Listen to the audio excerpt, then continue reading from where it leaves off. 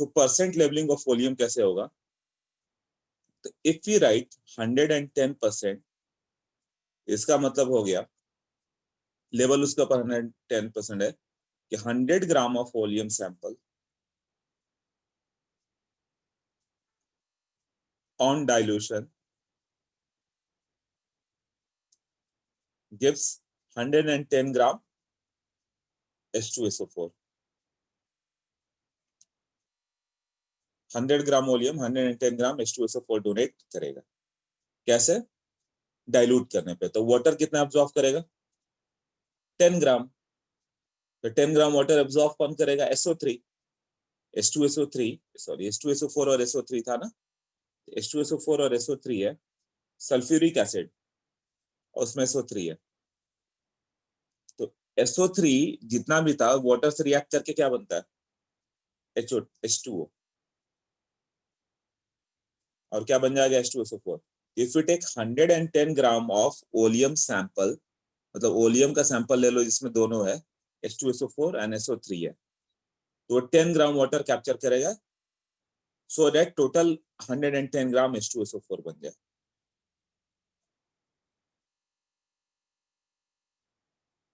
तो अब तुम्हें परसेंटेज ऑफ फ्री SO3 बनाना है लेबलिंग से, और लेबलिंग से परसेंट ऑफ, देखो कैसे करना होगा।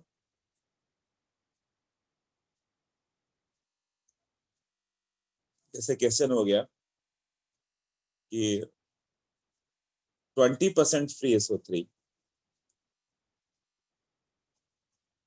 in oleum sample,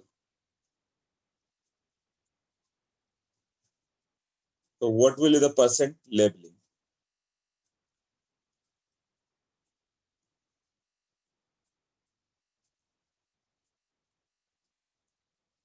इसका मतलब सैंपल लोगे तुम तो 80 ग्राम H2SO4 है और 20 ग्राम SO3 है।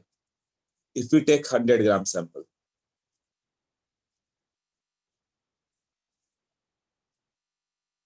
गिवन क्या था? 20% फ्री SO3, मतलब SO3 फ्री स्टेट में 20% है, रेस्ट H2SO4 है। तो अब परसेंट लेवलिंग कैसा आएगा? मतलब 100 ग्राम सैंपल में वाटर डालोगे तो वाटर से रिएक्ट तो SO3 ही करेगा, तो SO3 H2O से रिएक्ट करेगा तो H2SO4 बना। तो ये 100 ग्राम है, ये कितने ग्राम H2O से रिएक्ट करेगा और कितना ग्राम H2SO4 बनेगा, बता सकते हो? H2O छोड़ दो, H2SO4 से बताओ। तो 100 ग्राम नहीं है, ये कितना ग्राम है अभी? SO3 20 ग्राम है, और ये कितना होता है? 80 ग्राम से, मोलर मास 80 ग्राम, 32 प्लस 48, 80 ग्राम SO3 गिव्स 98 ग्राम H2SO4। तो 20 ग्राम SO3 होगा तो कितना ग्राम H2SO4 आएगा?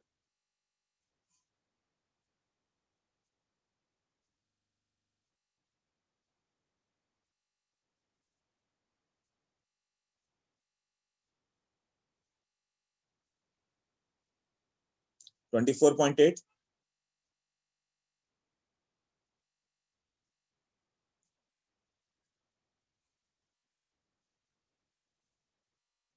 22.5, 24.5। ओके, ठीक है। इट विल बी, ये इसका 1/4 है तो इसका भी 1/4 होगा। 80 का 20 1/4 है ना, इसका 1/4 कितना हो गया?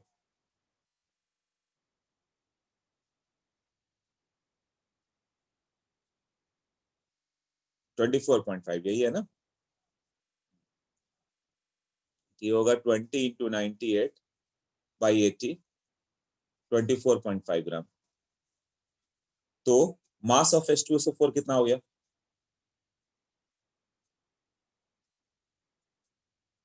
तो मास ऑफ H2SO4 इनिशियली जो था प्लस मास ऑफ H2SO4 जो फॉर्म्ड हुआ,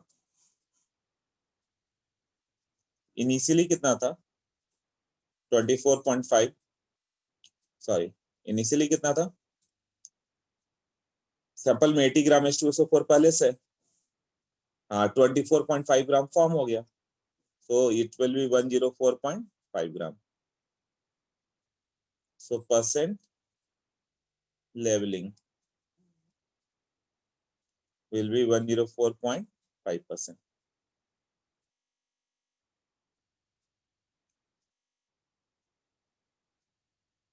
यही था ना कि 100 ग्राम सैंपल लोगे तो वाटर डालने पे H2SO4 बनते जाएगा।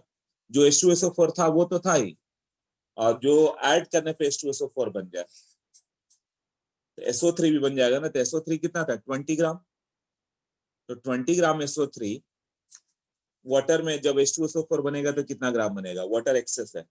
80 ग्राम SO3 से 98 ग्राम H2SO4 आता है। 98 कैसे, इसका मोलर मॉलिक्यूलर मास 2 + 32 + 64। तो 20 ग्राम से कितना होगा, 24.5 ग्राम। तो मास ऑफ H2SO4 कितना होगा, मास ऑफ H2SO4 जो इनिशियली था प्लस मास ऑफ H2SO4 जो फॉर्म हो गया, इट विल बी टोटल 104.5 ग्राम। और परसेंट लेवलिंग कितना हो गया, 104.5% ना।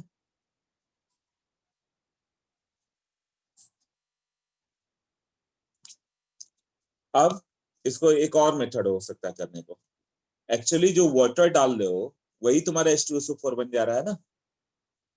तो 80 ग्राम कितने से रिएक्ट करता है, 18 ग्राम वाटर से।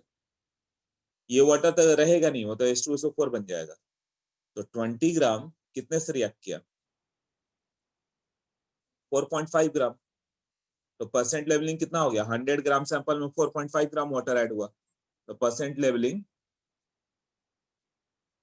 डायरेक्ट 104.5% बोल सकते हो क्या।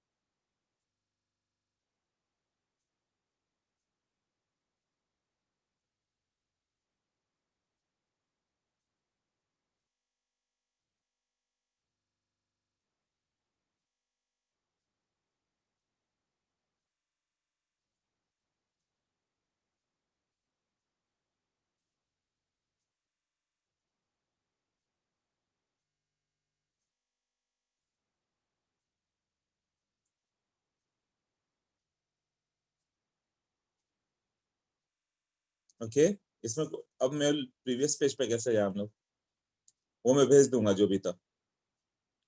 उसमें सिर्फ ये लिखा हुआ था कि 20%, यहाँ पे लिखा है ना जो 20% फ्री SO3 है, ये इससे परसेंट लेवलिंग, तो वो मैंने यहाँ पे लिख दिया इसी के लिए। ओके तो क्लियर हो गया ना सबको। नेक्स्ट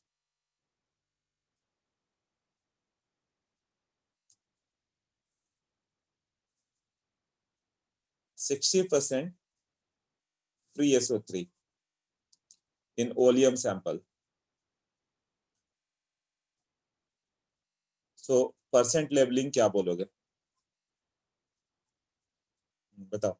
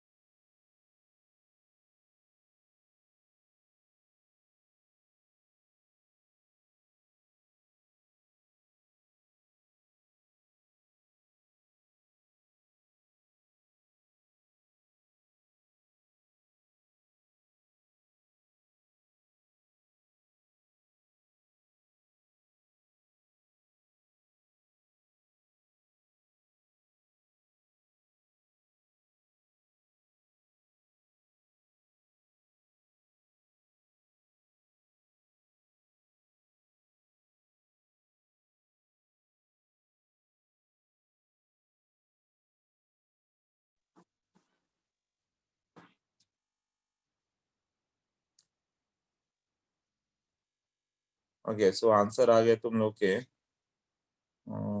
अलग अलग आंसर आ रहे हैं सबके।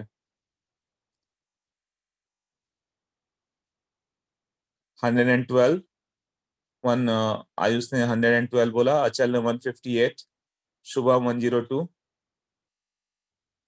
शुभम 153, आयुष 127, साहिल 118, मेहुल 113.5, साहिल 127। एक answer correct out of all. किसका आंसर करेक्ट होगा? नील क्यों शांत बैठा हुआ नील?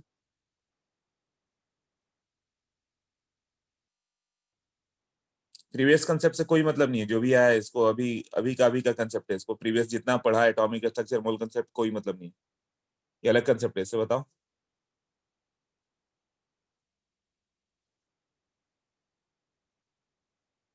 केवल एक ही आंसर करेक्ट है।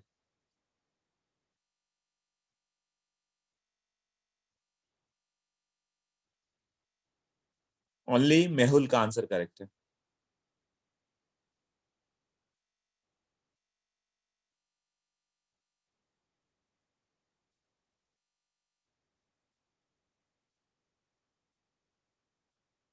No Saurabh, somewhat missing calculation.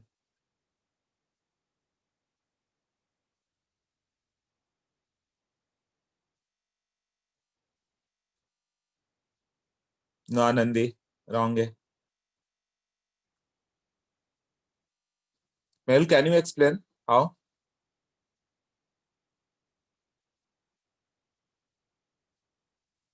Unmute किया, बताओ।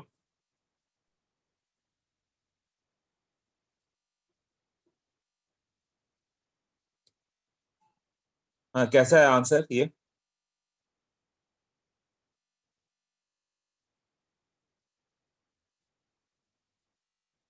यस मेहुल।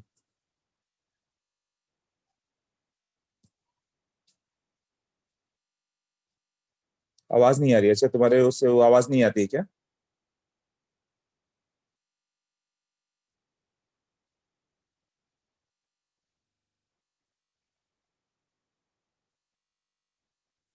ओके, ठीक है, कोई प्रॉब्लम नहीं, मैं एक्सप्लेन करता हूँ, उसने सही बताया बिल्कुल।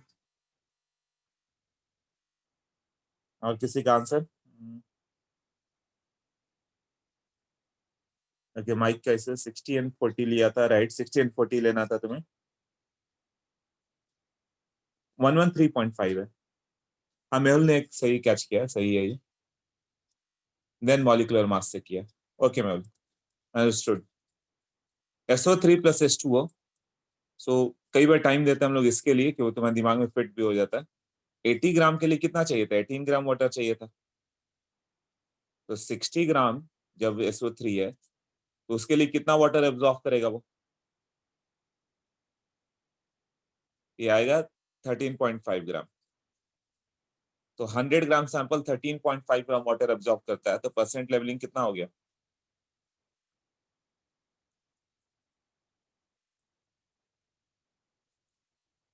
113.5। उसके ऊपर लिखा रहेगा 113.5। इसका मतलब हो गया कि 100 gram of volume sample captures 100 gram of volume sample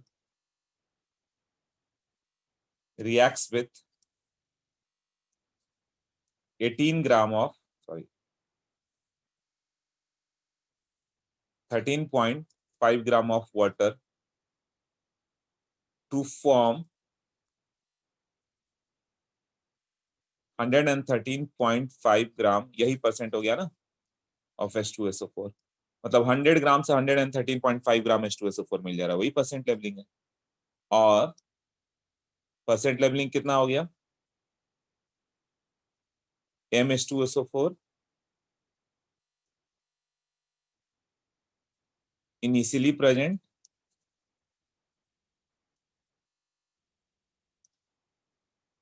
plus form, जो नया फॉर्म हो गया थी। इनिशियली प्रेजेंट कितना है?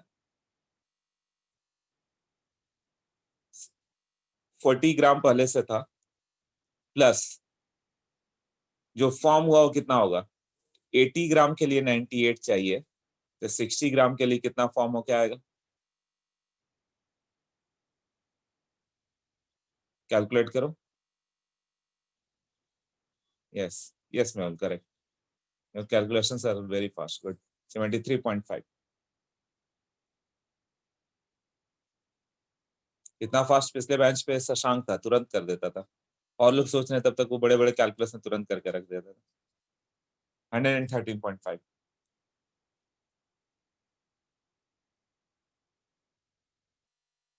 या तो तुम ये मेथड फॉलो करो, 60% फ्री SO3 था तो कितना होगा परसेंट लेवलिंग? 40, और 73.5 फॉर्म हो गया, तो टोटल 113.5 ग्राम ही हुआ ना। ओके, एक क्वेश्चन और करो। मान लो 80% फ्री SO3, तो परसेंट लेवलिंग?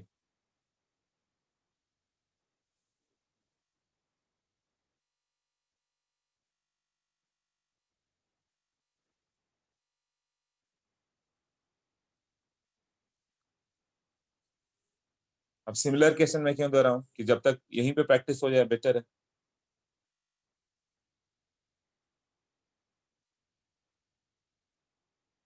परसेंट लेवलिंग का मतलब होता है कि 100 ग्राम ले लो तो वो कितना ग्राम बन जाएगा।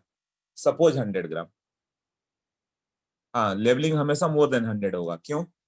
क्योंकि 100 ग्राम का सैंपल है, बट वो वाटर एब्जॉर्ब करके SO3 फिर H2SO4 बन जा रहा है।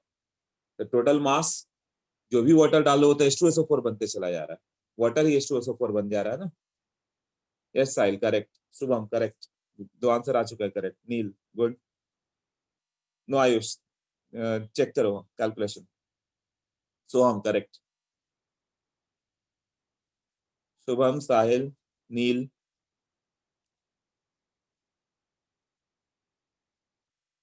सोहम। मेहुल, कैसे रॉन्ग कर बैठे? अच्छा, लिखने में रॉन्ग हो गया तुम्हें डेटा। अंडरस्टूड, सही से देखो।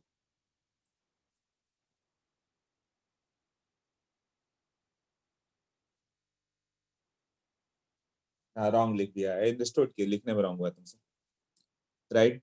Mehul is also right. Anandi, अचल,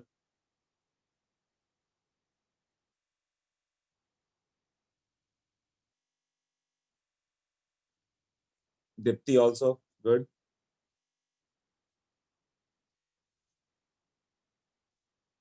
हाँ, तो सबको अब समझ में आ गया है। एक किसी का रॉन्ग आया था, करेक्ट हुआ। आयुष, करेक्ट किया नहीं किया अभी तक आयुष? हाँ, करेक्ट। 118। SO3, वो आई थिंक वाटर का मास कैलकुलेट करना ज्यादा इजी है, उससे आराम से हो जाएगा ना। 80 ग्राम के लिए कितना चाहिए? 18 ग्राम चाहिए, तो यही वाटर बन जा रहा है ना। तो परसेंट लेवलिंग कितना हो गया? या ये आएगा तो 98 ग्राम आएगा। तो परसेंट लेवलिंग कितना हो गया? या तो वाटर के रिक्वायरमेंट देख लो, 100 + 18, 118%। या H2SO पर पहले 20 था और बाद में 98 बन गया, 118%। मतलब ये हो गया परसेंट लेवलिंग वाला। मतलब 100 ग्राम SO3 रहे तो मैक्सिमम कितना आएगा? 100 ग्राम SO3 ही रहे, H2SO4 है ही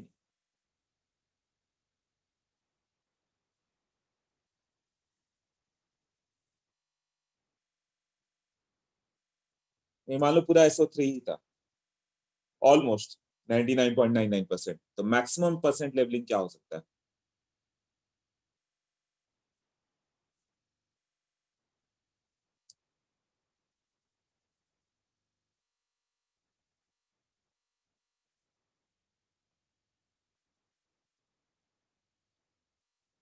हाँ, किसी ने आंसर, किसने?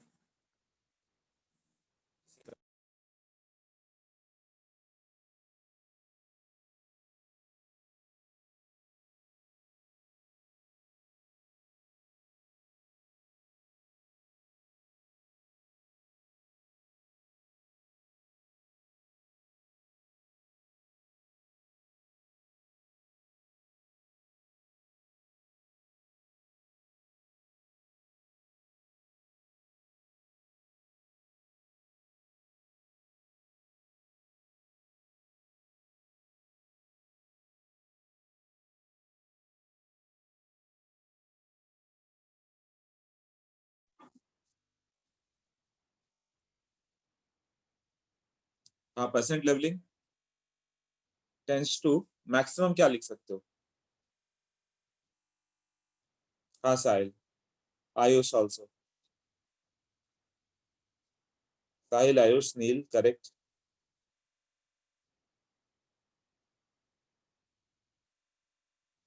मेहुल, मेहुल एंड शुभम, ठीक है। सबका आ रहा है 122.5। ये मैक्सिमम लेवल हो सकता है। SO3 100 की ओर गया तो मैक्सिमम क्या होगा? 100 ग्राम SO3 के लिए 22.5 ग्राम H2O लेगा वो। मैक्सिमम 122.5% का लेवलिंग आ सकता है। Next question, percentage levelling given है 109%, तो परसेंट ऑफ फ्री SO3 कितना हो गया? यही दो क्वेश्चन तो बनता है। SO3 दिया हुआ है तो H2SO4 का बताओ, H2 परसेंट लेवलिंग दिया तो SO3 कितना परसेंट फ्री है वो बताओ, और SO3 फ्री है तो लेवलिंग क्या होगा वो बताओ। तभी तक हम लोग कर रहे थे कि SO3 फ्री इतना है तो लेवलिंग क्या होगा। अब उल्टा बताना। 40%, शुभम का आंसर, ओके।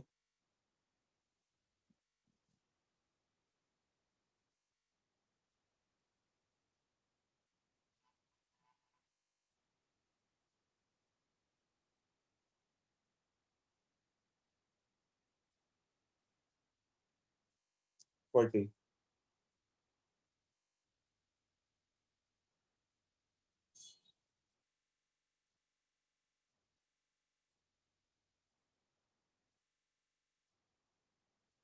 40 सबका आ रहा है, राइट? शुभम, साहिल, साहिल, नील, आयुष, सबका 40 है। ओके, करेक्ट है, 40 है। ट्राई करो एवरीवन जिसने नहीं किया।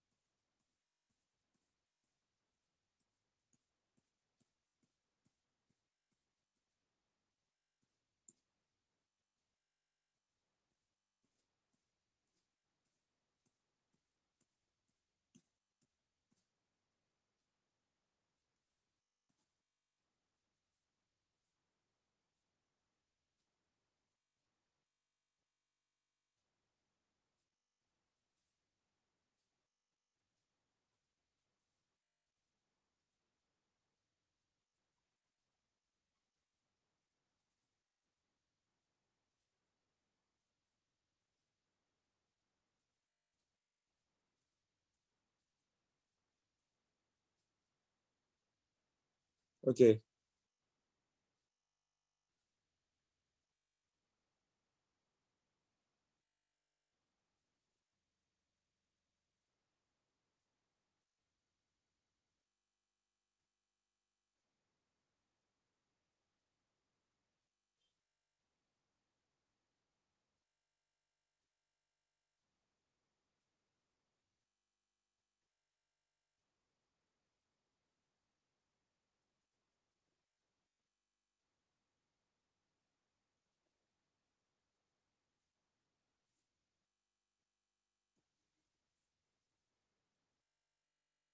और 2 आंसर है बस। 40% आंसर होगा। दीप्ति ने एक आंसर किया, आनंदी थोड़ा रॉन्ग हो रहा है। फिर उल्टा मान लो ना, X% फ्री मान लो, उससे कितना होगा? या फिर ऐसे मान लो परसेंट लेवलिंग 109% है, इट मीन्स क्या हो गया? 9 gram water is absorb.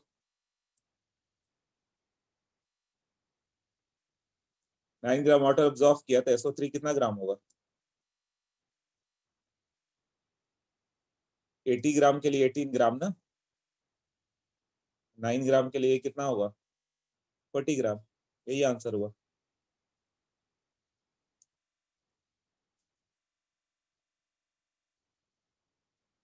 Percent levelling 109% है, मतलब 100 gram sample 9 gram water absorb करता है, और वो वाटर H2SO4 बन जा रहा है।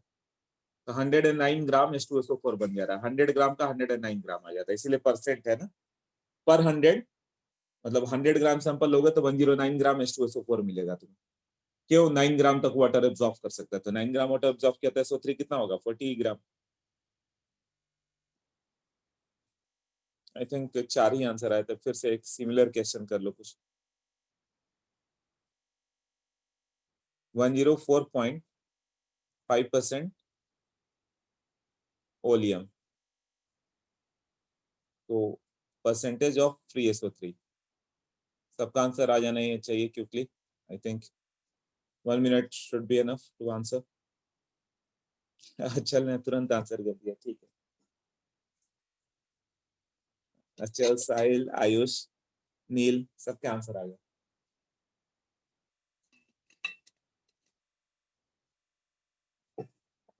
प्रद्युम, तुम्हारे आंसर नहीं आ रहे हैं, किधर हो तुम?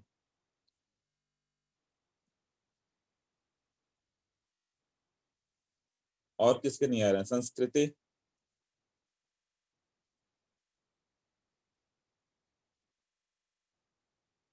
हाँ शायद।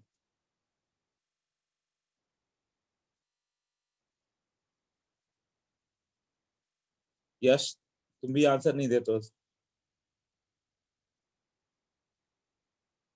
हाँ, सबने आंसर कर दिया, गुड। SO3 प्लस H2O इतना आता है ना, 20%, राइट। H2SO4, तो वाटर कितना अब्जॉर्ब किया? 4.5 ग्राम। ये कितना होगा? 18 ग्राम के लिए कितना चाहिए? 80। इसका 1/4 के लिए कितना चाहिए? इसका 1/4, 20% ना।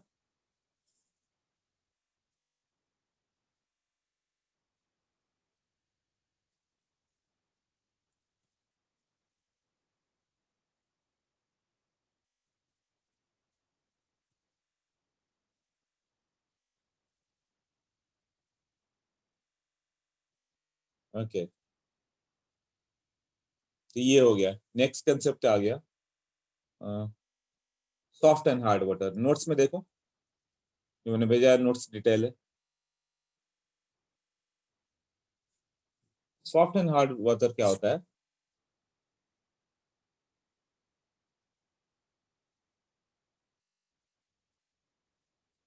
सॉफ्ट वाटर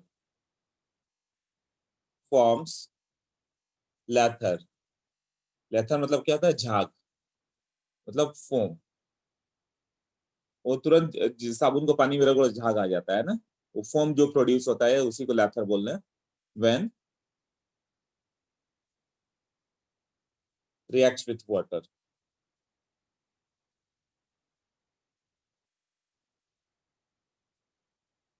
जैसे सोप लोगे तो उसका वन ऑफ द कंस्टिट्यूएंट जो है C17H35CON है, sodium stearate.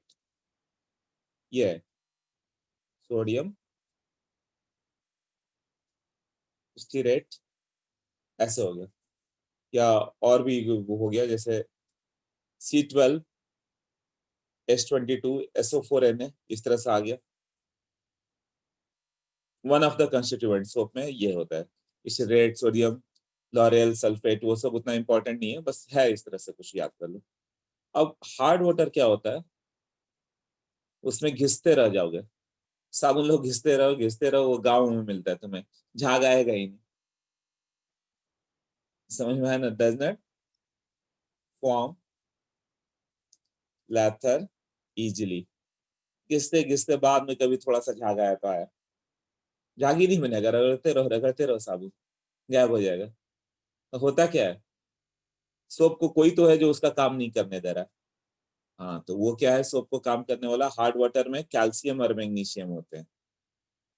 Hard water contains calcium and magnesium. अब उसके साथ उसका बाइकार्बोनेट, सल्फेट, वाटर, क्लोराइड, ऐसा कुछ भी होगा, है ना। तो वो क्या करेगा, सोप को अपना काम करने ही नहीं देगा। सोप का कंस्टिट्यूएंट ये आया, CONA काम करने के लिए, कैल्शियम आकर इसको ट्रैप कर जाएगा, तो सोप तो फंस गया वहीं पे, बर्बाद हो गया उधर ही। CO2 है, वो अपना काम कर ही नहीं पाया, लेथर प्रोड्यूस ही नहीं किया, तो क्लीन कैसे करेगा वो। तो जब तक कैल्शियम और मैग्नीशियम है तब तक पूरा साबुन वेस्ट होगा। ये पूरा साबुन क्या करेगा, जाकर उस कैल्शियम से रिएक्ट करते रहेगा। अब ये Ca2+ से रिएक्ट किया कैल्शियम से, तो इस तरह से तुम्हारा ट्रैप होता जाएगा, तो सोप ट्रैप होता गया। एक बार धीरे धीरे जाकर जब पूरा कैल्शियम खत्म हो गया जो पानी तुमने डाला, अब जाके वो लैथर फॉर्म करना स्टार्ट करेगा। तो समझ में आया ना इसमें क्यों नहीं लैथर फॉर्म होता। कैल्शियम और मैग्नीशियम सोप को ट्रैप कर लेते हैं, है ना। तो फिर वो सोप अपना वर्क कर ही नहीं पाता है। फिर कैल्शियम मैग्नीशियम धीरे धीरे सोप से रिएक्ट करके बिल्कुल खत्म होंगे, फिर लैथर फॉर्म होगा। इसीलिए लोग वॉशिंग सोडा डालते हैं। वॉशिंग सोडा क्या करता है, कैल्शियम को निकाल देता है। कैल्शियम कार्बोनेट क्या होता है, प्रेसिपिटेट होता है, वो बाहर आ जाएगा। तो जितने डिटर्जेंट होंगे देखना, सर्फ एक्सेल, ब्लू वगैरह, सब में देखना कि वॉशिंग सोडा डाला हुआ है, Na2CO3, नाम ही है वॉशिंग सोडा, वॉश करने में काम आता है। कार्बोनेट है, तो कार्बोनेट क्या होता है, कैल्शियम हो चाहे मैग्नीशियम हो, वो तो प्रेसिपिटेट बन के बाहर आ गए। तो पहले ही कैल्शियम मैग्नीशियम को प्रेसिपिटेट बन के बाहर ला गया। अब तुम सोप डालोगे तो सोप का अपना एक्शन आएगा, तो सोप इफेक्टिवली वर्क कर पाएगा। हार्डनेस ऑफ वाटर दो हो गया,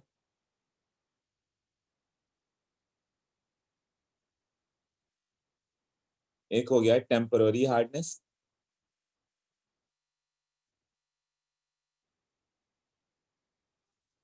और एक है परमानेंट हार्डनेस।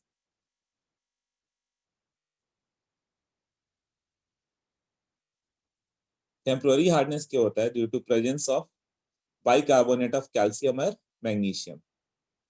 इसमें क्या होता है, बाइकार्बोनेट ऑफ व्हाट, कैल्शियम और मैग्नीशियम। और इसमें क्या होता है, chloride and sulphate of calcium and magnesium. तो ये याद कर लोगे। अब ये बाइकार्बोनेट है ना,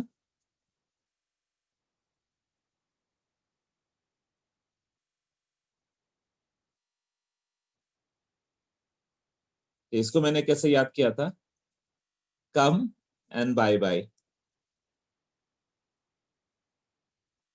कैल्शियम मैग्नीशियम बाइकार्बोनेट। ये टेम्पररी है। जैसे ये घर की बाई, मान लो घर की बाई आती जाते रहती है जो मेड है, वो टेम्पररी है, कम एंड बाय बाय। और इसको मैंने याद किया था अपने समय, क्लो, सल्फेट से close, come close, coming close and becoming friend is always permanent, coming close and becoming friends are always permanent. तो परमानेंट हार्डनेस इससे है, क्लोराइड सल्फेट, और टेम्पररी हार्डनेस इससे है, बाइकार्बोनेट से। तो ये क्वेश्चन यहाँ पे तो नहीं पढ़ना है, यहाँ क्वालिटेटिव एस्पेक्ट पढ़ना है, बट ये क्वेश्चन जेई मेंस में कई बार आते रहता है कि टेम्पररी हार्डनेस किसके कारण होता है, परमानेंट हार्डनेस किसके कारण होता है। ये इनऑर्गेनिक के टॉपिक का हो गया, हाइड्रोजन चैप्टर का, बट नोट्स में यहीं पे लिखा हुआ है। अभी भी दे सकते हैं, बुकलेट में भी अपने यहीं पे दिया रहेगा, तो लर्न कर लोगे इतना। क्लियर हुआ ना।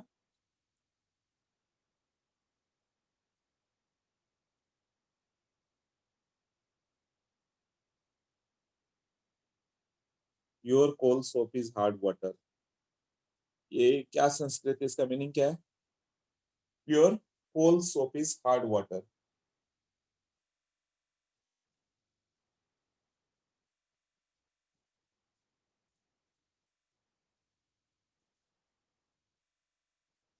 अच्छा चलो, टेम्पररी हार्डनेस क्यों होता है, बाइकार्बोनेट ऑफ मैग्नीशियम और कैल्शियम। इसको कैसे कर सकते हैं, टेम्पररी हार्डनेस को तुम्हें हटाना है, इसको क्या करो, कुछ नहीं, हीट कर दो। बाइकार्बोनेट है ना, सिर्फ बॉयल कर दो, तो कोई भी बाइकार्बोनेट को ब्रेक करते हो तो कार्बोनेट में बन जाएगा H2O, इधर CO2 बाहर, यहाँ व्हाइट पीपीटी बाहर आ जाएगा। गांव के लोग जाते हैं वेल्लोर वगैरह में ट्रीटमेंट कराने के लिए, तो हमें बहुत हार्ड वाटर मिलता है, सी वाटर से, तो वो उसको बॉयल करते हैं 2-2 घंटे। गांव का एक आदमी मिला था, मुझे बता रहा था 2-2 घंटे बॉयल करते हैं, फिर बोलते थे उजला उजला कुछ आ जाता था, फिर कपड़े से उसको छान के बाकी पीते थे वो लोग। तो समझ में आया, बहुत ज्यादा कैल्शियम बाइकार्बोनेट होगा, उसको हीट करोगे तो क्या होगा, कैल्शियम कार्बोनेट बन जाएगा। जैसे इमर्सन रॉड तुम जाओगे तो कई जगह लोग यूज करते हैं गाँव वगैरह में, पानी गर्म करने के लिए इलेक्ट्रिसिटी से, तो देखना इमर्सन रॉड के चारों ओर कैल्शियम कार्बोनेट का व्हाइट लेयर चिपक जाता है। CH CO3 व्हाइट को हीट करोगे तो कैल्शियम कार्बोनेट H2 और CO2 बाहर आएगा। उसी तरह मैग्नीशियम कार्बोनेट को हीट करोगे तो MgOH ट्वाइस इस तरह से आ जाएगा। अब एक तो हो गया इसके तरफ, क्यों टेम्पररी बोल दिया, हीट कर दो बाहर आ जाएगा। अब कैल्शियम क्लोराइड कैल्शियम सल्फेट को हीट करते रहो, कुछ नहीं होगा, वो परमानेंट है, वो वहीं बैठा रहेगा। By addition of COH twice, COH twice को ऐड करोगे तो ये क्या है, बेसिक है, और कैल्शियम बाइकार्बोनेट में क्या है, एसिडिक हाइड्रोजन है। तो जैसे ही तुम रिएक्ट करोगे CaHCO3 ट्वाइस, इसके पास एसिड है और तुमने COH ट्वाइस डाल दिया, इसके पास बेस है, दोनों रिएक्ट करके वाटर बन जाएंगे, तो बचेगा क्या, CaCO3 और H2O ना। हाँ तो तुम स्लैक लाइम वाटर डाल दो, क्लार्क्स प्रोसेस है।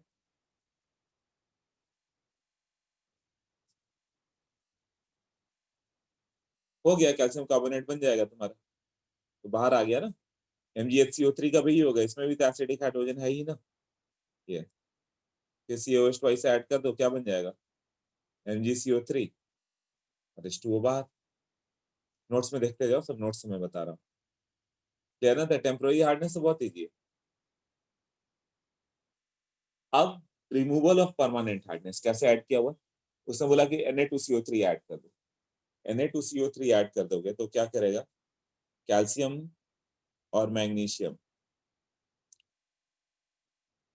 का बाइकार्बोनेट हो या क्लोराइड हो या सल्फेट हो, तुमने Na2CO3 डाल दिया, that is what, washing soda, वो CaCO3 बना के बाहर आ गया।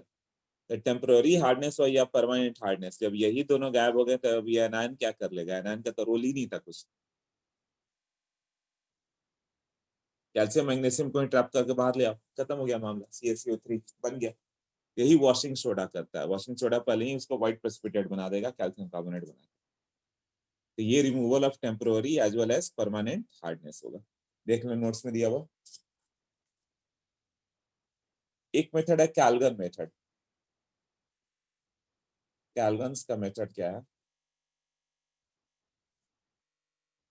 उसने Na2 Na4 PO3 6 लिया, सोडियम हेक्सा मेटाफॉस्फेट, या इसको लिखा रहता है Na6P6O18, ऐसे तो एग्जिस्ट करता है ऐसा, सोडियम हेक्सा मेटाफॉस्फेट।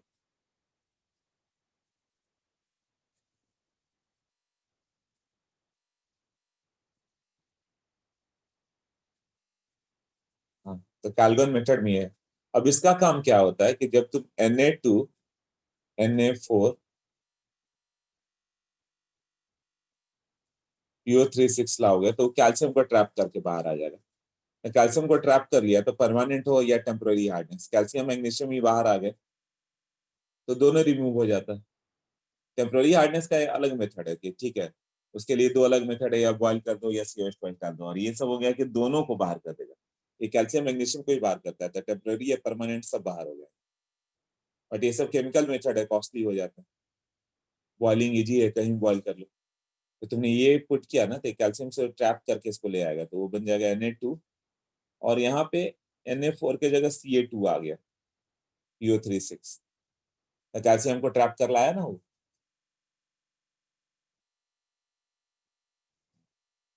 एक और मेथड है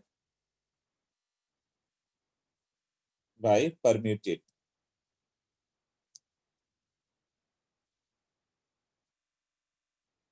सिंथेटिक रेजिन हो गया है ना, परम्यूटिक प्रोसेस। वो क्या हो गया, Na2O Al2O3 dot XSiO2 dot YH2O। इसको पूरे को तुम लिख सकते हो Na2Z। ये अब ये क्या होगा, Na2Z ना, यहाँ पे जैसे सोडियम जाएगा कैल्शियम से रिप्लेस करके क्या बन जाएगा, CaZ बन जाएगा। तो कैल्शियम को तो ट्रैप कर लिया ना, CaZ मतलब कैल्शियम, और ये पार्ट पूरा जेड है, ऊपर वाला ये पार्ट जेड है, तो सोडियम की जगह कैल्शियम आ गया। क्लियर हुआ? तो ये हो गया। ये पूछता है कि ये एग्जॉस्टेड परम्यूटेट हो गया, एग्जॉस्टेड परम्यूटेट का काम खत्म हो चुका है। सोडियम एल्यूमिनियम सिलिकेट, इसमें क्या नहीं मिलता है, क्या नहीं मिलेगा, सोडियम नहीं मिलेगा, सोडियम गायब हो चुका होगा, उसका जगह कैल्शियम आ गया ना। एग्जॉस्टेड परम्यूटेट में क्या नहीं मिलता है, हाइड्रोजन चैप्टर में आता है, सोडियम नहीं मिलता है, बाकी सब तो है ही। CaZ का मतलब क्या हो गया, इसका मतलब है CaOAl2O3 XSiO2 डॉट YH2, बाकी सब है एज इट इज, बस सोडियम गायब होकर कैल्शियम आ गया। क्लियर हुआ सबको ये? ओके। एक होता है बाय, अभी ये सब इतना ध्यान नहीं दोगे तो भी चलेगा। रेडॉक्स का मेन पार्ट है, ये सबसे सारी कोई क्वेश्चन है ना। जैसे परसेंट लेवलिंग से एक दे देंगे, वॉल्यूमेशन से एक दे देंगे, क्लोरीन वाला दे भी सकते हैं, नहीं भी दे सकते, ये भी दे सकते हैं, नहीं दे सकते, ऐसे। बट मेन था एन फैक्टर, उस पर ध्यान देना।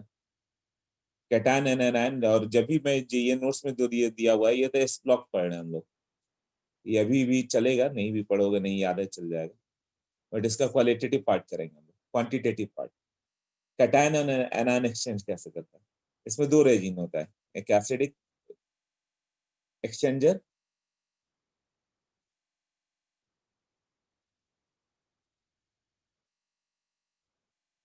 Acidic resin resin cation exchanger, वो क्या करेगा ना, वो कैटायन को एक्सचेंज कर लेगा। जैसे वाटर इधर से जा रहा है, और इसमें क्या है, Ca2 प्लस, Mg2 प्लस, और यहाँ पे क्या हो गया, बाइकार्बोनेट, क्लोराइड, सल्फेट। वो जैसे ही यहाँ पे पहुंचा, यहाँ पे एसिड है H+, तो ये सबको ट्रैप कर लेगा और H+ को भेज देगा, Ca2 plus Mg2 plus trap,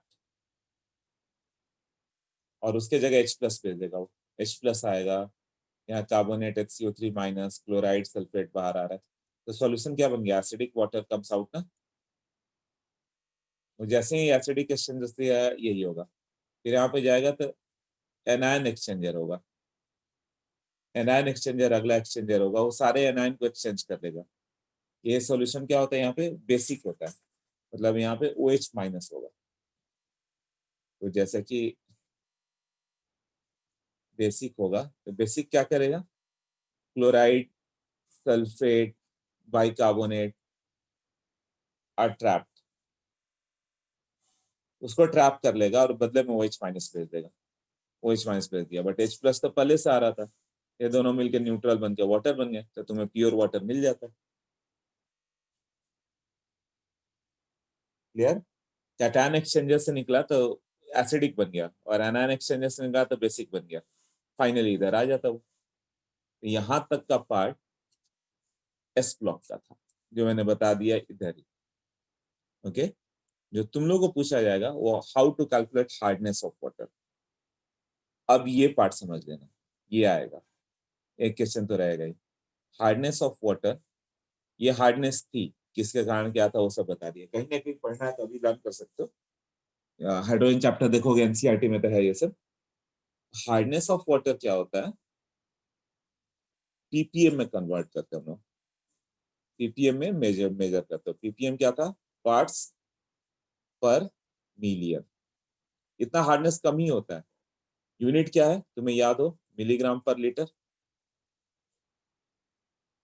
2 ppm का मतलब हो गया, जैसे 2 ppm 2 मिलीग्राम पर लीटर।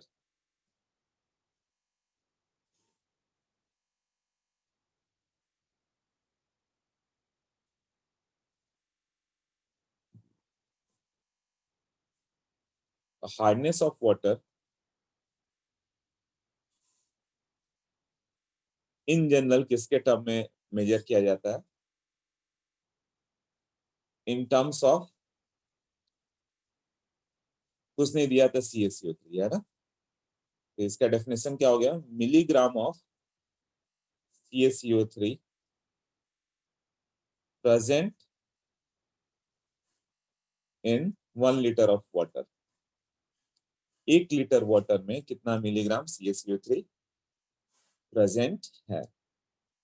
यही हुआ।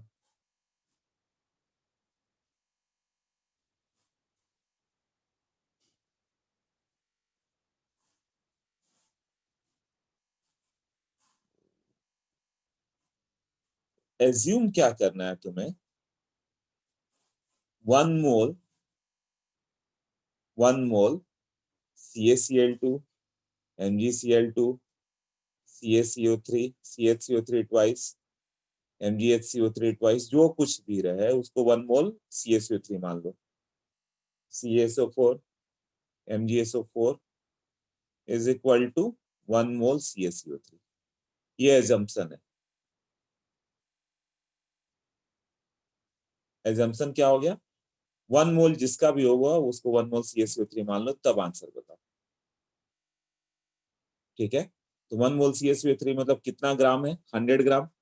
तो मिलीग्राम में ले आओ, और 1 लीटर वाटर में कितना होगा बस वो कैलकुलेट कर लो, काम हो जाता है। जैसे कि मान लो तुम्हें किसी क्वेश्चन में दे दिया गया है कि 136 मिलीग्राम CaSO4 है इन 10 लीटर वाटर, ऐसे ही क्वेश्चन देगा, तो हार्डनेस क्या होगा?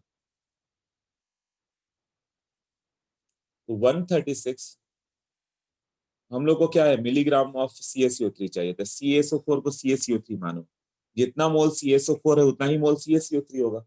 तो कितना मोल है ये?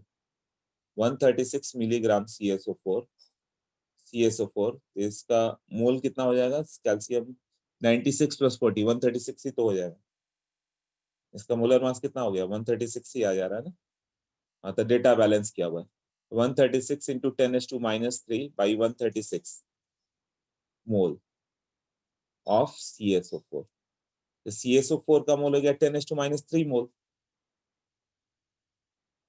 तो तुम उसको क्या मान लोगे? 10⁻³ मोल CaCO3। यही मेन पॉइंट है ना, जो कुछ हो उसको CaCO3 मान लो। अब इसका मोल आ गया तो इसका ग्राम मास ले आ गए। 10⁻³ इंटू इसका मोलर मास। CaCO3 का मोलर मास कितना होता है? 40 प्लस 60, 100 आएगा ना। तो ये इंटू 100 ग्राम CaCO3, मतलब 100 मिलीग्राम CaCO3 इन व्हाट? पर 10 लीटर वाटर। ऊपर 10 लीटर दिया है ना, तो 10 लीटर में 100 मिलीग्राम है, तो 1 लीटर में कितना होगा? 10 मिलीग्राम पर लीटर वाटर। यही 10 ppm हो गया ना, यही हार्डनेस हो गया।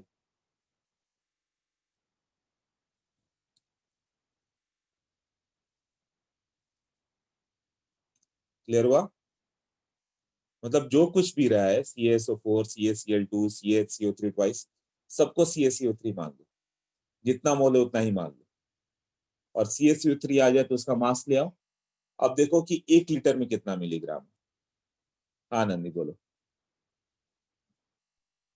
सर मुझे CaCO3 कैसे लिया, वो ठीक से नहीं समझा।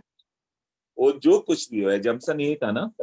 टोटल 6 कंपाउंड है, कैल्शियम मैग्नीशियम का बाइकार्बोनेट, सल्फेट एंड क्लोराइड। जो कुछ हो उसको CaCO3 मान लो। यही स्टेटमेंट था ना। ओके, उसको मतलब 1 मान लेना है। ओके जितना ग्राम जो कुछ भी उसको CaCO3 मान लो बस। 1 मोल MgCl2 है तो 1 मोल CaCO3 मान लो। 1 मोल MgSO4 है तो उसे 1 मोल CaCO3 मान लो, ऐसे। ओके, क्योंकि वो कैलकुलेशन के लिए इजी होता है। हाँ, कैलकुलेशन इसी के टर्म में, CaCO3 के टर्म में। इसके प्रीवियस पेज में बताया था ना कि CaSO4 हाँ हो। हाँ हाँ, hardness of water is measured in terms of CaCO3 Mg plus 1 हाँ लीटर ऑफ हाँ, तो जो कुछ ओके उसको उतना ही मोल CaCO3 मान लो, और मिलीग्राम पर लीटर निकालो। Okay, thank you sir. Alright, तो जैसे कि ये क्वेश्चन दे रहे हैं 95 मिलीग्राम MgSO4 प्लस 2 मिलीमोल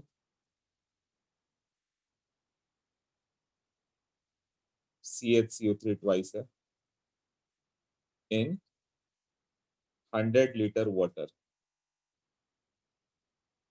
तो हार्डनेस कितना लिखेंगे? तो 100 लीटर में इतना है तो पर लीटर 1 लीटर में कितना होगा?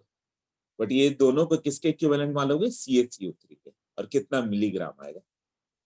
अटेम्प्ट करो।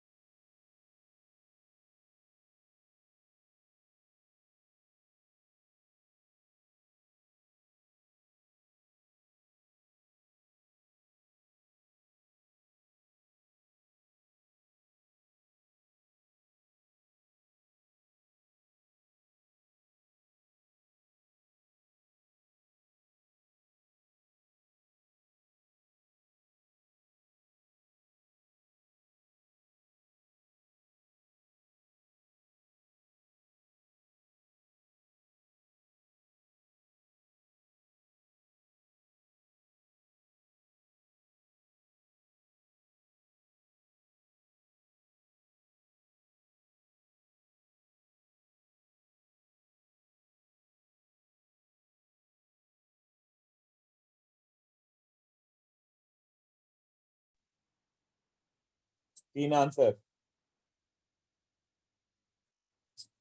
Okay,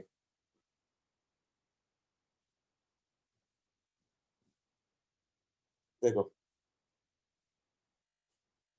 3 of you have attempted. ठीक है, कैलकुलेशन होगा। ओके,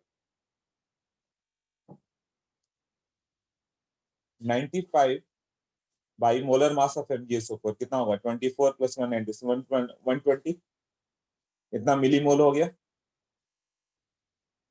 इतना मिलीमोल किसका हो गया? CaCO3 का ही हो गया ना। फिर जितना MgSO4 है इंटू 100 इतना होना चाहिए तुम्हें। ये कितना हो गया? इतना मिलीग्राम ना। और दूसरे से कितना आएगा? 2 मिलीमोल है ना। 2 इंटू 10⁻³ मोल CaCO3 हो जाएगा। तो 2 इंटू 10⁻³ इंटू 100 ग्राम MgSO4 से ये इतना क्या हो गया? CaCO3 आ गया, डिवाइडेड बाई टोटल 100 लीटर। यही होगा ना। ऐसे तुम्हें एक स्टेप में लिखना आना चाहिए, बट अभी न्यू हो तो उसमें क्या करोगे? 95 MgSO4 इसको 95 बाई 120 मिलीमोल MgSO4 लो, फिर equivalent to this 95 by 120 into 10⁻³ mole. MgSO4 है तो उतना ही CaCO3 ले लो, फिर 100 से मल्टीप्लाई करो। 95 इंटू 120 इंटू 10⁻³ इंटू 100 ग्राम CaCO3। तो मिलीग्राम कितना हो गया? मिलीग्राम ही चाहिए ना। 100 मिलीग्राम CaCO3। ये पहला कैलकुलेशन हो गया, ये वाला पार्ट यहाँ पे। और दूसरा कैलकुलेशन ये क्या था? 2 इंटू -10⁻³ मोल CaCO3 है तो उसको CaCO3 मान लो।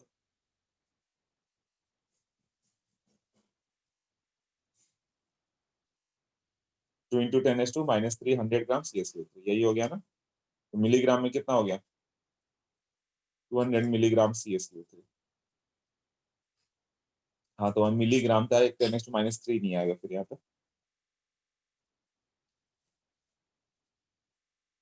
और ये कितने हैं? 100 लीटर में। 1 लीटर में कितना होगा? यही है ना, पर लीटर कितना होगा। हाँ, बताओ, क्लियर हो गया ये? कैलकुलेशन सब सही है ना? एक बार देख लो। 2 मिलीमोल।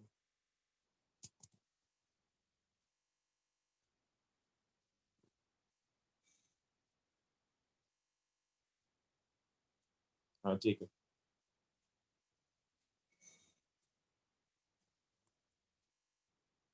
एक और क्वेश्चन कर लो तो। 50 लीटर वाटर सैंपल, इसमें 444 मिलीग्राम CaCl2 है, 190 ग्राम या मिलीग्राम MgCl2 है, 136 मिलीग्राम CaSO4 है एंड 60 मिलीग्राम ऑफ MgSO4 है। तो हार्डनेस ऑफ वाटर क्या होगा? इसका सबका आंसर आ जाना चाहिए। टेक योर टाइम, 5 मिनट्स के अंदर हो जाना चाहिए।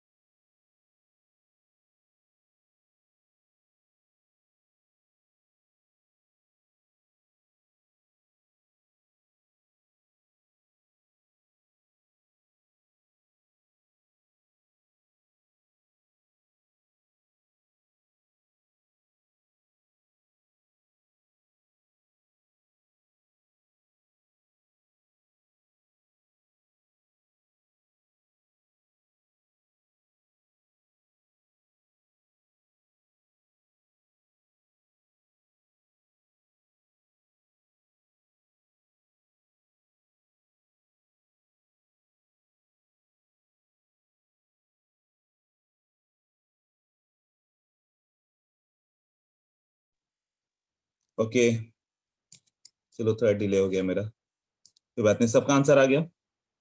15, 12, 15, 15, 15, 15, 15, 7.9, 7.1, ओके,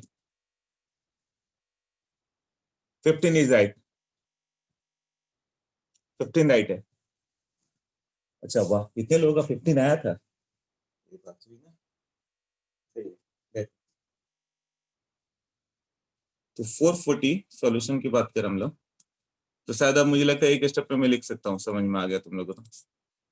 444 मिलीग्राम CaCl2 है, तो इसको CaCO3 में कन्वर्ट करना होगा, तो CaCO3 का मोलर मास 100 आता है और इसका आ जाता है 111, मतलब 440 बाई 111 इतना मिली मोल आ जाता, इनटू 100 तो इतना मिलीग्राम CaCO3 आ जाता, प्लस इसका कितना होता है 190 बाई इसका मोलर मास, MgCl2 का 24 प्लस 71, 95, इतना मिली मोल आएगा, इनटू 100 करोगे तो इतना मिलीग्राम CaCO3 आ गया, प्लस ये आ गया 136 बाई 136 इंटू 100, इतना मिलीग्राम CaCO3 से एज्यूम कर लो, और ये हो गया 60 बाई MgSO4 आ जाएगा 24, 96, 120, अच्छा ये भी बैलेंस है, इंटू 100, इतना मिलीग्राम CaCO3 आ गया।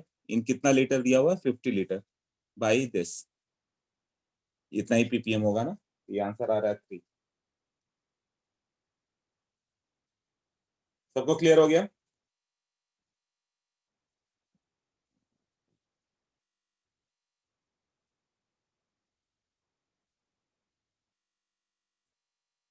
ओके, वन लास्ट कंसेप्ट, और उसको बुकलेट से ही देख लो, बुकलेट में कहां पर है,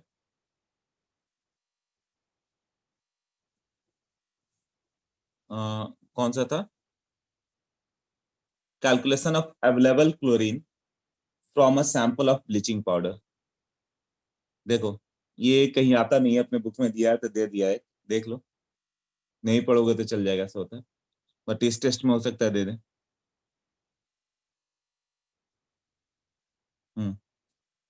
percent of available chlorine from given sample. अब CaOCl2 क्या है, ब्लीचिंग पाउडर है, उसको कोई भी एसिड में तुम डाल दो, H2SO4, acetic acid, HCl, CO2, Cl2 बाहर आ जाता है, कोई भी डाइल्यूट एसिड दिया हो ना, परसेंट ऑफ अवेलेबल क्लोरीन, तो उसमें क्लोरीन कैसा है, ब्लीचिंग पाउडर में क्लोरीन ही तो होता है ना CaOCl2 में, तो क्लोरीन गैस कम्स आउट, ठीक है। अब ये Cl2 कितना आएगा, देखो मेथड्स ऑफ डिटर्मिनेशन दिया हुआ है, बुकलेट देखना page number 25, bleaching powder plus acetic acid plus Ki,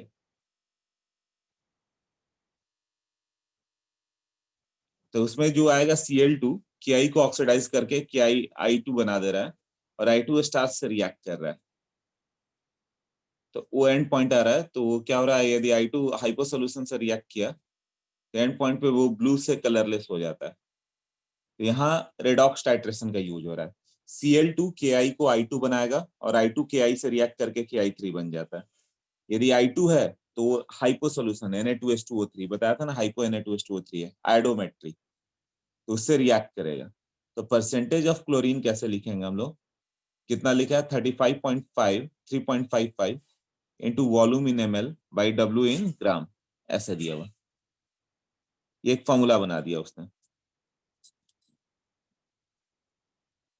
x क्या है, molarity of hypo solution, 3.55 into x है molarity of hypo solution, v क्या है, volume of hypo solution, molarity volume in hypo solution, और w क्या दिया हुआ, जो सैंपल हो गया वो, यही है ना। हाँ, तो इस पे डायरेक्ट कोई क्वेश्चन आ गया तो आ गया, नहीं भी फॉर्मूला याद है तो तुम कर सकते हो, कैसे,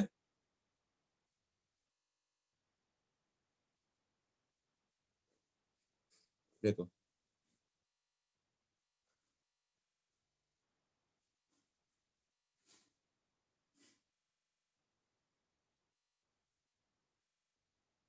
molarity of molarity and volume given है, इससे परसेंट लेवलिंग बताना है।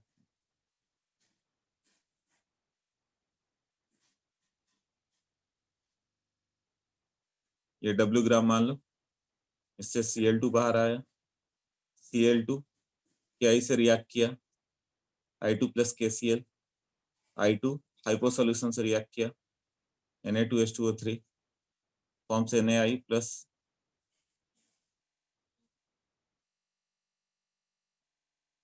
Na2H4O6। इसका मोलरिटी इंटू वॉल्यूम इन ml दिया है, इससे Cl2 का मोल निकाल दो। Cl2 का मोल कितना आएगा, इक्वेशन बैलेंस कर दें, उससे भी आ जाएगा I2 plus 2Na2H2 gives out this, ये बैलेंस है, ये बैलेंस है, ऊपर वाला बैलेंस है। तो molarity into volume in litre ले लो,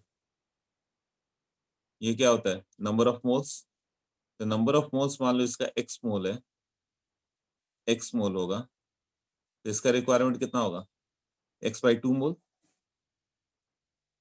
तो x/2 मोल यदि I2 फॉर्म हुआ है तो क्लोरीन का कितना होगा,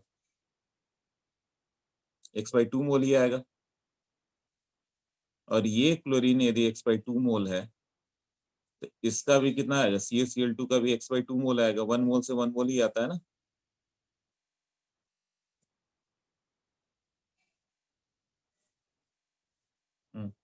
तो मास ऑफ Cl2 कितना आएगा, x/2 मोल इंटू 71 ग्राम, 35.5 x ग्राम। और x का वैल्यू कितना होगा, molarity of Na2H2O3 into volume in litre. तो मास ऑफ Cl2 जो मिल गया हम लोग का है 35.5 into m into V in litre, कितना ग्राम हो गया। तो परसेंटेज चाहिए, percentage of Cl2 in CaOCl2, तो CaOCl2 का मास हम लोग ने W ले लिया, इसका मास कितना हो गया 35.5 into m into V in litre into 100।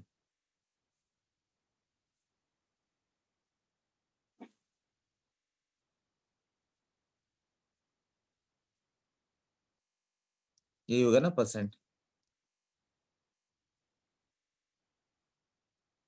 अब इसको वॉल्यूम इन ml होगा तो बाई 1000 करोगे, वॉल्यूम इन ml करोगे तो बाई 1000 हो जाएगा ना, तो कितना आ जाएगा 35.5 इंटू m इंटू V इन ml दिया रहे, टाइटेशन तो ml ही रहता है, तो बाई 1000 आ जाएगा ना, W इंटू 1000 इंटू 100। देखो तो फॉर्मूला आ गया, कितना आ गया, परसेंटेज ऑफ क्लोरीन 3.55 हो गया into m into V by W। मतलब ये कंसेप्ट नहीं भी पढ़ा तो मोल कंसेप्ट से कर लोगे, नहीं फॉर्मूला याद रहा तो मोल कंसेप्ट से हो जाएगा ना। हाँ, इस स्टेप में कहीं डाउट आया वो पूछो।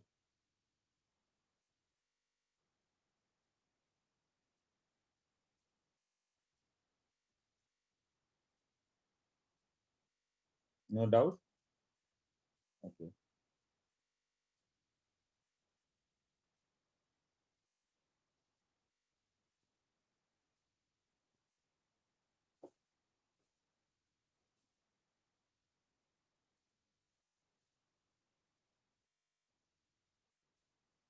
ठीक है, तो मेरा नेक्स्ट लेक्चर कब अभी, ट्यूसडे।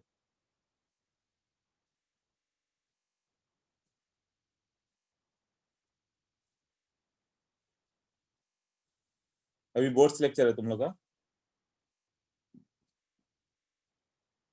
नहीं है, अच्छा। और टेस्ट में कितना तक का सिलेबस है,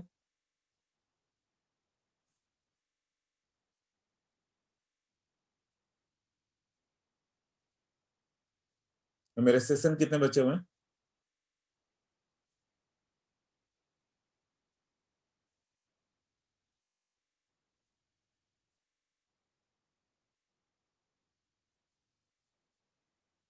हाँ, W is the mass of CaOCl2।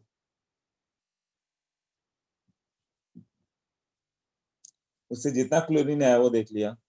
अच्छा, 3 सेशन है मेरे।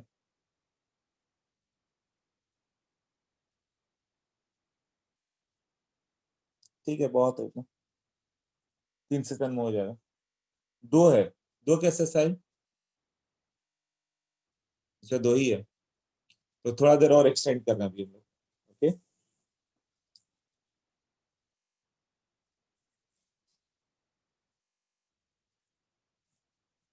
बेसिक वाला पार्ट तो कर लें।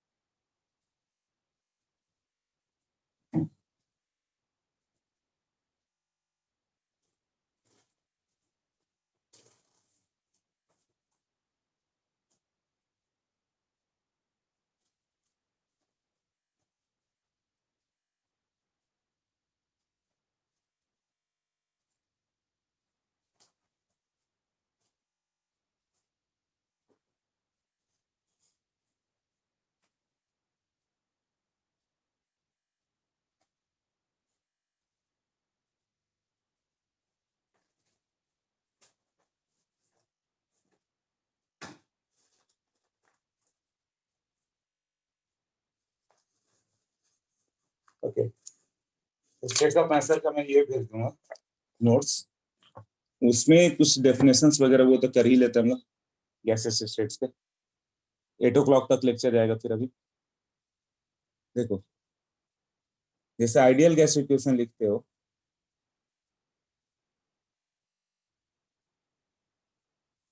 तो वो होता है PV इक्वल टू nRT। इसमें P हो गया pressure, V volume, T temperature.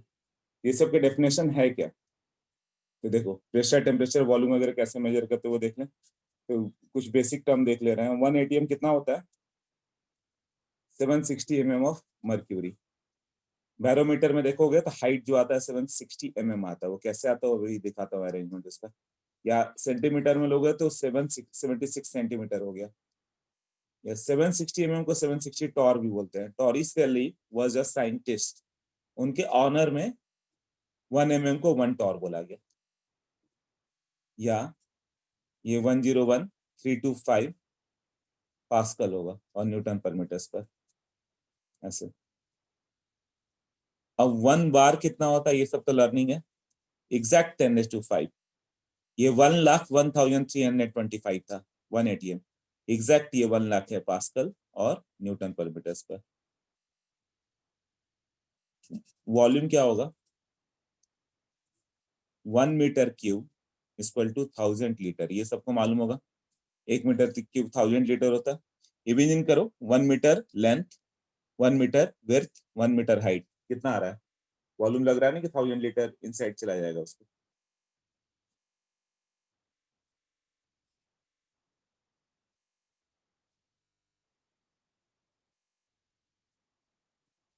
Hmm, 1 metre cube equal to 1000 litre हो गया। और 1 ml कितना होता है?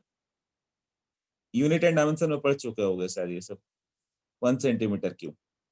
इमेजिन करो 1 सेंटीमीटर का लेंथ, 1 सेंटीमीटर का विड्थ, 1 सेंटीमीटर का हाइट, कितना लग रहा है? इतना ही छोटा तो वो 1 सेंटीमीटर। इसमें क्या होगा? 1 ड्रॉप पानी जाएगा, 1 ml ही जाएगा ना। 1 DM³ equal to 1 litre. Volume conversion और ये सब कन्वर्सन क्लियर है क्या?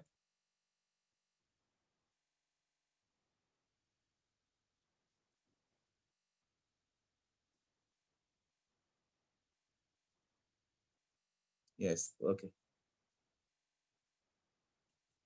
अब देखो, गैस कांस्टेंट आर। आर का वैल्यू होता है PV/NT। PV equal to nRT था, तो ये होता है 0.0821। प्रेशर का यूनिट ATM, वॉल्यूम का लीटर, एन का पर मोल, ये पर केल्विन।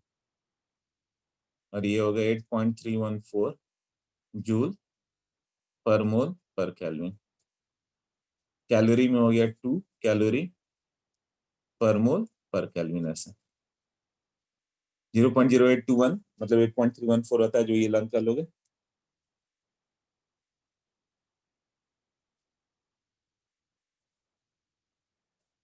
टेम्परेचर कैसे मेजर करते हैं? फ्रीजिंग पॉइंट ऑफ वाटर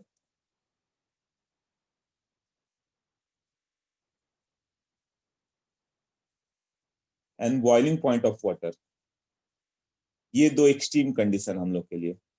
इसको 0 मान लेते हैं और इसको 100 मान लेते हैं। ये सेल्सियस में हो गया, है ना? सेल्सियस में लोगे तो ऐसे होगा, और फ़ारेनहाइट में लोगे, फ़ारेनहाइट में ये 32 होता है तो ये 212 होता है। इसके बीच में 100 पार्ट्स आते हैं और इसके बीच में जो आता है 180 पार्ट्स आ गया।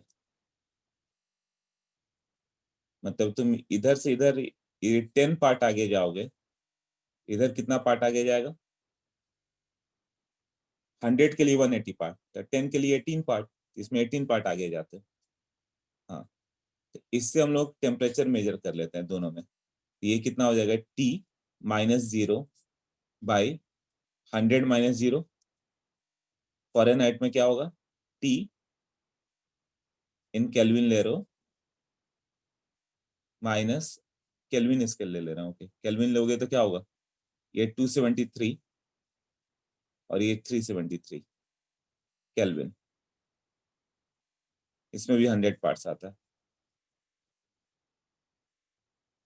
T -273 भाई डिफरेंस कितना का इसका? ऐसे। और इधर लोगे फ़ारेनहाइट में लोगे तो क्या होगा? T in Fahrenheit -32 by 212 -32। ये स्टैंडर्ड हुआ ना सबका, इसमें से कुछ भी आने वाला नहीं है। वही 3 फ़ारेनहाइट पूछा ना, तो कितना हो जाएगा ये? 9/5 इंटू C प्लस 32। इसको सॉल्व करके example 40 degree centigrade, temperature in Fahrenheit कितना होगा? 32 प्लस 9/5 इंटू 40, तो ये 104 डिग्री आएगा। तो तुम्हें 104 डिग्री फीवर होता है, मतलब 40 डिग्री टेम्परेचर पहुंच जाता है। बोलते हैं ना 104 डिग्री मतलब 40 डिग्री सेंटीग्रेड में। ये सब जीके वाले क्वेश्चन है, गैस लॉ में नहीं आएंगे। ओके, प्रेशर, और यहाँ से थोड़ा सा कुछ पार्ट गैस लॉ में आएगा। Gas law, Boyle's law, Charles law, ये सब आगे जाके आने वाला है। प्रेशर कैसे होता है? प्रेशर क्या मेजर होता है? Force per unit area.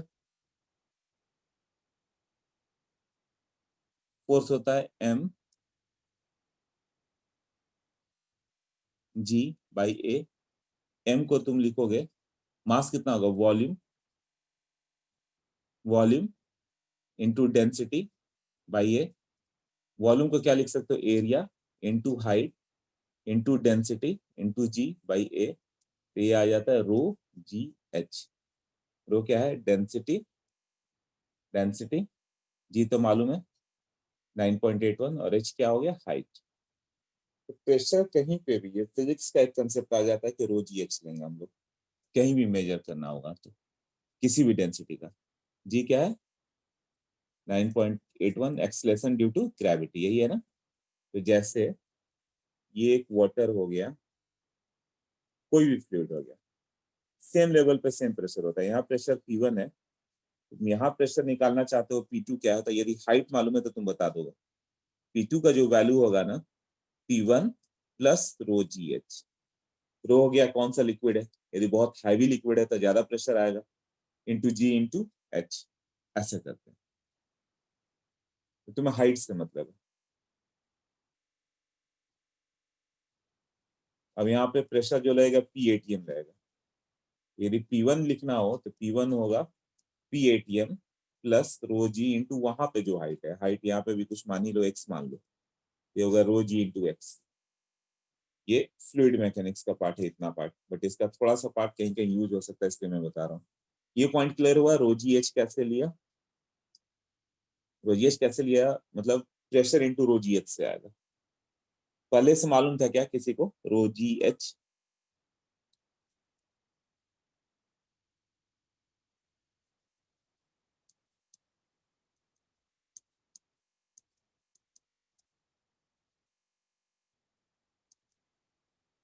Okay, हाँ तो इससे तुम किसी का भी निकाल सकते हो। जैसे कि बैरोमीटर का देखो हम लोग, बैरोमीटर में क्या होता है, एक इस तरह से ट्यूब रखा रहता है, इसमें मर्क्यूरी फिल कर देते हैं, और यहाँ पे एक ले लिया गया, यहाँ भी मर्क्यूरी फिल कर गया, और इसको ऐसे अपसाइड डाउन डालते हैं, ऊपर से नीचे ऐसे पुट करके, राइट। तब ये क्या हो जाएगा, बैरोमीटर ऐसे अपसाइड डाउन डालोगे तो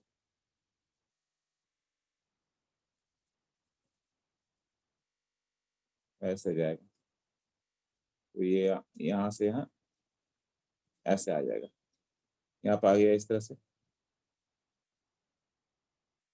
अब ये जो हाइट आता है ना मर्क्यूरी कलम का, वो होता है 76 सेंटीमीटर, और यहाँ पे जो प्रेशर होता है 0 होता है, क्योंकि वैक्यूम होता है, वैक्यूम है ना। अब सेम लेवल पे सेम प्रेशर तो होना है, मतलब through out the level same pressure होना चाहिए, कि इस लेवल पे थ्रू आउट जो प्रेशर होगा वो कितना होगा, 1 atm। एटमॉस्फेयर जो प्रेशर लगा रहा है, ये प्रेशर क्या है, pressure applied by ATM. But यहाँ प्रेशर किसने लगाया, यहाँ पे एयर मॉलिक्यूल जो प्रेशर अप्लाई कर रहा है, ऐसे एयर के मॉलिक्यूल स्ट्राइक करके प्रेशर जनरेट कर रहे हैं। बट यहाँ पे प्रेशर कौन सा जनरेट करेगा इस लेवल पे, इसका वेट, जो मर्क्यूरी है वो अपने वेट के कारण यहाँ प्रेशर क्रिएट करेगा, और कितना क्रिएट करेगा, equal to P atm, atmospheric pressure के इक्वल ही क्रिएट करेगा ना वो, क्योंकि सेम लेवल पे सेम प्रेशर होना ही होना है। तो यहाँ पे जो प्रेशर अप्लाई हो गया ये पी, तो P atm equal to pressure, ये क्या है, pressure due to weight of mercury. तो जहां तक लिक्विड है वहां सेम लेवल पे same weight of, sorry, weight of mercury, same pressure आना चाहिए, तो वो कितना होगा, रो जी एच आएगा। तो मर्क्यूरी की जो डेंसिटी होती है 13.6 किलोग्राम पर मीटर क्यूब, 13.6 इंटू 10⁻³ किलोग्राम पर मीटर क्यूब। जी होगा 9.81 मीटर पर सेकंड स्क्वायर एसआई यूनिट, और एच होगा 0.76 मीटर। अब इसको कैलकुलेट करोगे, ये आ जा रहा है 101,325, 1,01,000 न्यूटन पर metre square, that is pascal. यही बैरोमीटर के रीडिंग होता है। अब इस बैरोमीटर को लेकर माउंटेन पे चले जाओ तो 76 की जगह 60 सेंटीमीटर आ जाएगा हाइट, 50 सेंटीमीटर आएगा। एक बलून ले लो, ऊपर जाना स्टार्ट करो, एकदम ऊपर जाओगे तो बिल्कुल फ्लैट हो जाएगा, क्योंकि वहां बाहर एटमॉस्फेयर ही नहीं है। या मर्क्यूरी का कलम क्यों ऊपर आया, क्योंकि सेम लेवल पर सेम प्रेशर होता है, उसको भी 1 atm जनरेट करना है तो ऊपर उठा ताकि 1 atm आए। अब ये जो पार्ट मैं बता रहा हूँ फिजिक्स में फ्लूइड मैकेनिक्स का पार्ट, बट बैरोमीटर क्या है तुम्हें मालूम रहना चाहिए, इसके लिए बताया। ये क्लियर हुआ, इतना कैसे किया।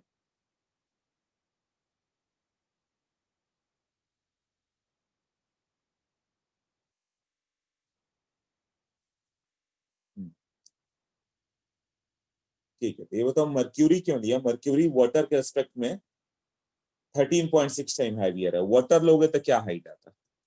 हाँ नंदी बताओ, क्या डाउट है। सर सिली डाउट है थोड़ा सा, वो 76 सेंटीमीटर कहाँ से मेजर किया, मतलब जहाँ से ये अपना, मर्क्यूरी लिक्विड है, वो जो ट्यूब है ना, हाँ स्केनर है, वहां से हाइट क्या है। वो ट्यूब जहाँ पे खत्म होता है वहां से, कि जहाँ पे मर्क्यूरी का लेवल खत्म होगा बीकर में।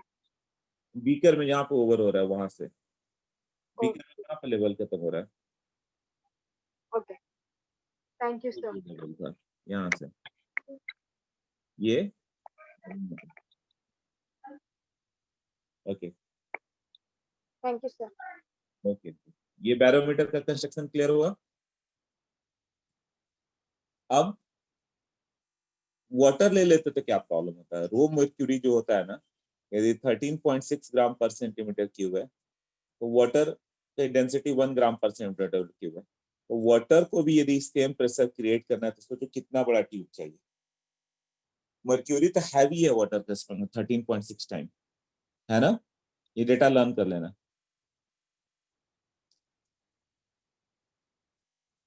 मर्क्यूरी तो 13.6 टाइम हैवी है, तब 76 सेंटीमीटर चाहिए। वाटर को कितना चाहिए वो सोचो। देखो वाटर को, वाटर भी 1 एटीएम के लिए रो इंटू जी इंटू H1, तो मर्क्यूरी का रो 2 इंटू जी इंटू H2 ले लें, तो मर्क्यूरी की डेंसिटी 13.6 है, जी तो कैंसिल हो गया, और H कितना है 76 सेंटीमीटर, उसके रेस्पेक्ट में वाटर की डेंसिटी 1 है। ये हाइट ऑफ वाटर कितना आएगा, ये देखोगे तो 10.336 मीटर आ रहा है,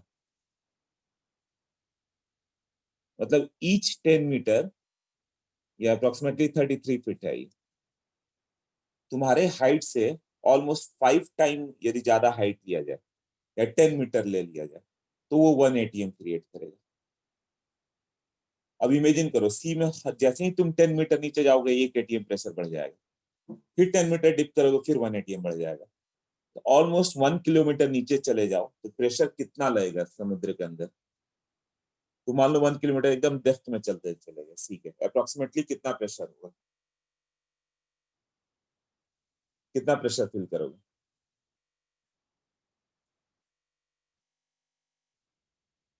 1 kilometre deep inside the C.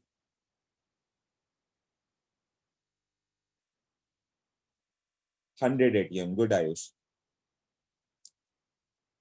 Yes Shubham, 100 हुआ ना, क्यों, ईच 10 मीटर जाओगे तो 1 एटीएम बढ़ जाएगा। तो इमेजिन करते जाओ हर 10 मीटर पे 1 एटीएम बढ़ रहा था, 1000 मीटर की मैं बात कर रहा हूँ, 1000 मीटर नीचे जाओगे तो 1000/10, तुम्हें 100 एटीएम का प्रेशर फील होगा।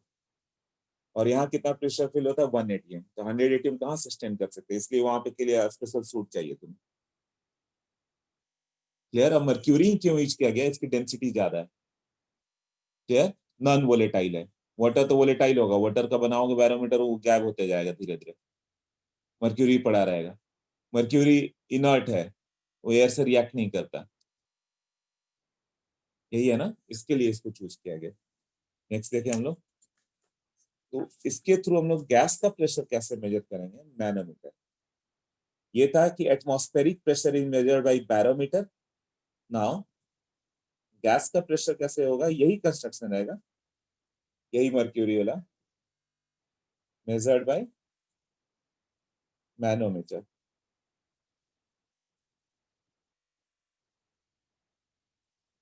मैनोमीटर कैसे होगा, पहला हो गया क्लोज्ड एंड मैनोमीटर।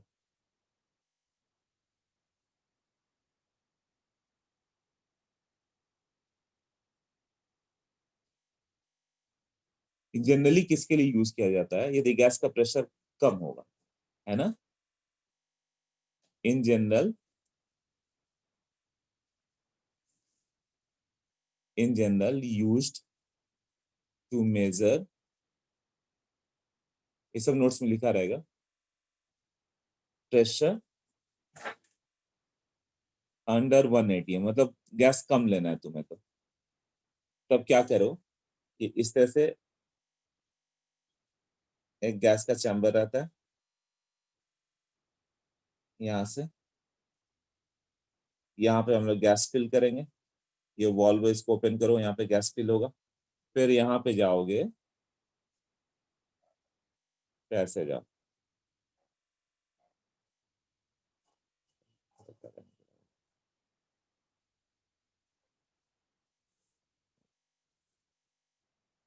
हाँ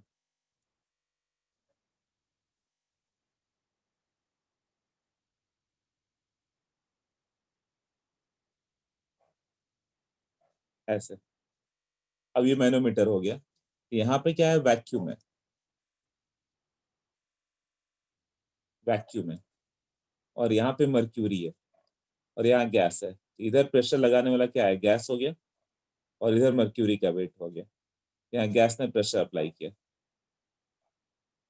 पी गैस। तो पी गैस किसके बराबर होगा, यहाँ प्रेशर क्या होगा, 0 हो गया, वैक्यूम है, एयर है ही नहीं। तो यहाँ पे हम लोग डिफरेंस मेजर करेंगे, ये लेवल से यहाँ के लेवल का डिफरेंस क्या है, मान लो H सेंटीमीटर, मर्क्यूरी का H सेंटीमीटर मर्क्यूरी आ रहा, यहाँ पे पी गैस है, और यहाँ प्रेशर 0 था, यहाँ प्रेशर 0 था ना, तो पी गैस कितना हो गया, directly H centimetre of mercury, मतलब एच बाई 76 एटीएम। 76 सेंटीमीटर मतलब 1 एटीएम ना। एच दिया रहेगा तुम्हें, कॉलम दे देगा, एच दे देगा कि एच मान लो 60 सेंटीमीटर है, तो कितना प्रेशर है, 60/76 डायरेक्ट कर लोगे। यहाँ सेम लेवल पे सेम प्रेशर होता है, तो इधर गैस प्रेशर लगाया,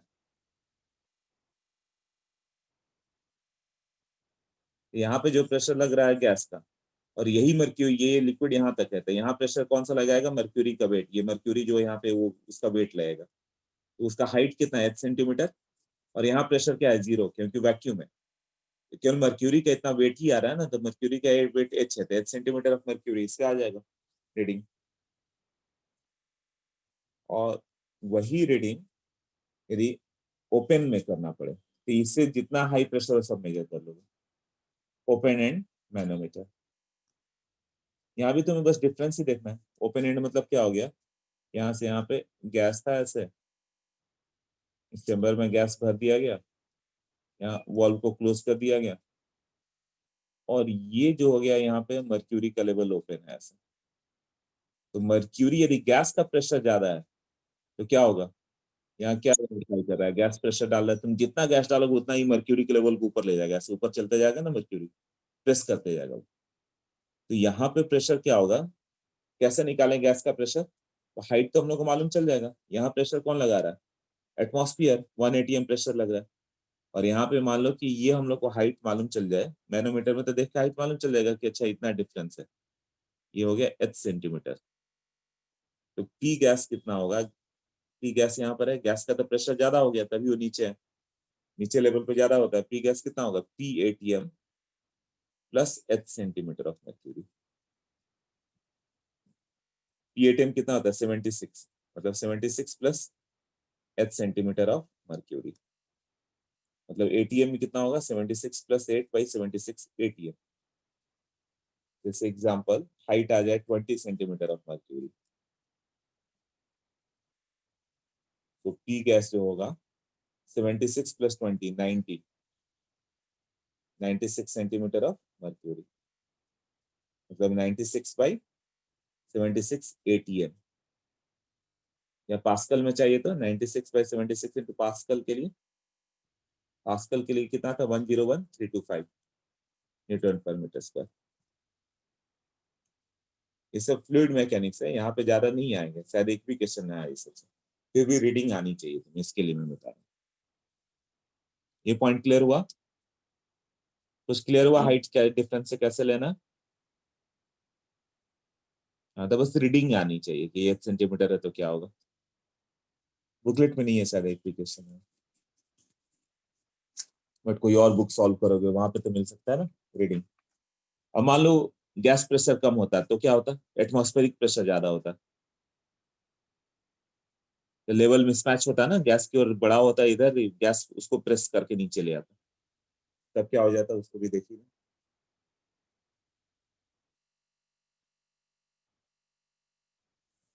यदि गैस प्रेशर बड़ा पड़ जाए, क्योंकि सॉरी गैस प्रेशर छोटा पड़ जाए ना, मतलब गैस उतना ज्यादा नहीं है, तो एटमॉस्फेयर इसे प्रेस करेगा इधर, ये प्रेस करके नीचे लाया है, गैस का प्रेशर ऐसे ऊपर चला गया। अब ये हाइट मान लो मैं दे दूं 10 सेंटीमीटर, तो गैस का प्रेशर बता सकते हो क्या।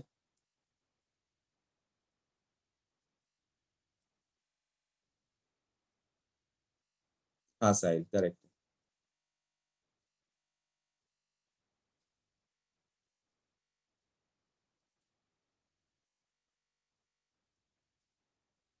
मतलब समझ में आ गया। साहिल, अथर्व, सोहम थोड़ा सा रॉन्ग हो गया, स्लाइट मिस्टेक, माइनस करोगे, यस, एच माइनस होगा ना। अब जो नीचे रहता है उसका प्रेशर ज्यादा होता है, तो नीचे कौन सा है, यहाँ पे एटमॉस्फेरिक है ना, वो ज्यादा है, तभी तो उसने प्रेस किया ना यहाँ पे गैस का। तो P2 equal to P1 plus rho g h ना, मतलब P atm equal to what, P gas plus rho g h. याद करो जो नीचे लेवल पर था P2 equal to P1 plus rho g h, तो ये नीचे है ना,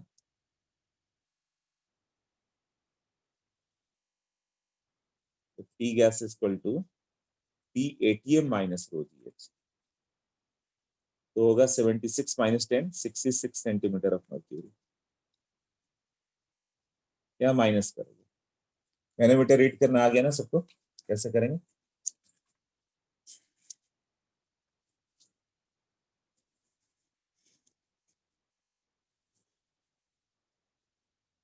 यस,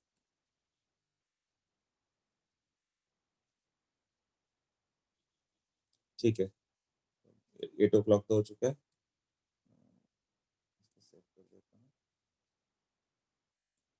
नेक्स्ट लेक्चर ये मेरा दोनों 2-2 घंटे का होगा, ओके। और गैस लॉ कुछ ऐसा है कि कोई भी चाहे तो खुद से पढ़ सकता है।